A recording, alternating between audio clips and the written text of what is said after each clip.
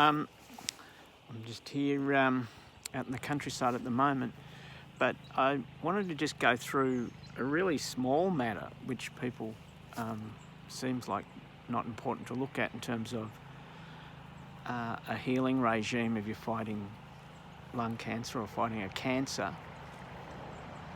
And obvious things are medication, obvious things are rest and diet and physical exercise in terms of improving your immune system. But one of the things we don't look at is the kind of our mental health in terms of what we're feeding it on the internet and through mainstream media.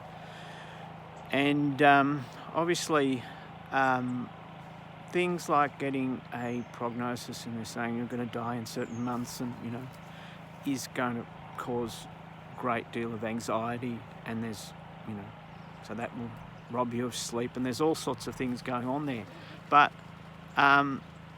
so some obvious things is obviously getting into music and relaxation, those other things that will relax you a bit. But the issue was also, for me, became, what am I going to include or exclude in terms of my normal inputs? So I normally consume a lot of Australian news and a lot of current affairs via online. And it was really important for me to just edit that out. I really, literally didn't have stopped lifetime habit of ABC News in the morning, stopped it, stopped TV news, got off Facebook. I was just on a limited amount of Instagram. I was really sharing landscapes and paintings and drawings, just things of basic beauty, just and reconnecting with some older friends, and who would also share sculptures, photography, landscapes. These things seem quite mundane, but that for me was about having a healthier outlook. Photos of flowers, very mundane things, a healthier outlook, inputs coming in. And really I didn't want to concentrate on the world's problems or things that I can't solve, because I was trying to create my own, centering and well-being inside me. So it's not as obvious as the obvious thing of getting rid of the junk, the sugar and the rubbish food out of your diet. But I felt I really had to have a major clear out of what I was bringing into my mind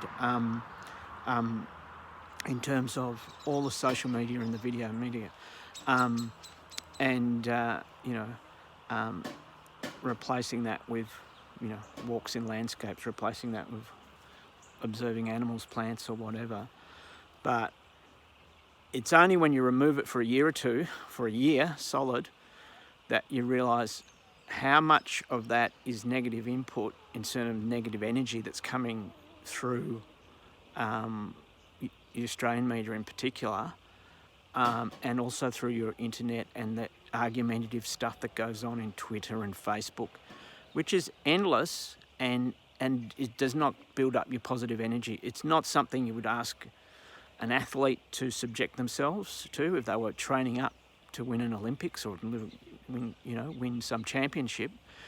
And if the odds are really stacked against you with, some of these cancers, like lung cancer, stage 4 lung cancer with, very low survival prospects, then really every kind of mental edge you can get is better. And it might seem like you've got to break some habits, some lifetime habits, and just start taking in stuff that's going to make you feel good, that's actually going to heal you and, increase your well-being, your feeling of well-being, your fitness and all the rest of it.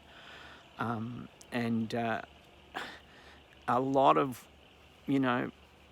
what we take in every day is designed to upset us, designed to antagonise us, and that's, clickbait and that's talkback radio, and all the rest of it is actually designed to, stimulate you emotionally. And you don't want that. You've already got enough on your brain. You want enough, churning emotions in you. You just want to settle down.